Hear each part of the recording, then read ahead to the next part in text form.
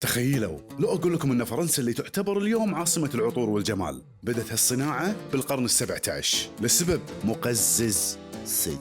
في ذاك الوقت ملوك أوروبا والنبلاء كانوا يكرهون السباحة ويخافون من الماء، يعني لو يشوفوننا الحين نتسبح مرتين عبال لهم مخلوقات بحرية، وعشان يغطون على روايح جسمهم الكريهة بدأوا يغرقون نفسهم بعطور ثقيلة. تخيلوا واحد ما تسبح من أسبوعين ويقول لك لا تخاف حاط عطر فرنسي، شلونك أنت زين؟ وعندنا بالشرق السالفة مختلفة تماماً. العرب والمسلمين هم أول من طور صناعة العطور بفضل ابن سينا اللي اخترع طريقة تقطير الورد واستخراج الزيوت العطرية، وصار العود والمسك والعنبر جزء من هويتنا وثقافتنا ونظافتنا. يعني العطر عندنا بدأ من الطيب وعندهم بدأ من الخيسة سيتي. يعني احنا قلنا شنو احلى ريحة وهم قالوا شلون نغطي الريحة. انت لما تشتري عطر ب50 او 60 دينار قيمة السائل العطري نفسه ما تتعدى ال10% من السعر. شلون؟ انت قاعد تدفع قيمة الغرشة، الكشخة، واسم الماركة، واعلانات الممثلين والمشاهير اللي يشمشمون الورود بالتلفزيون. العطر مو مجرد ريحة، العطر هويتك، توقيعك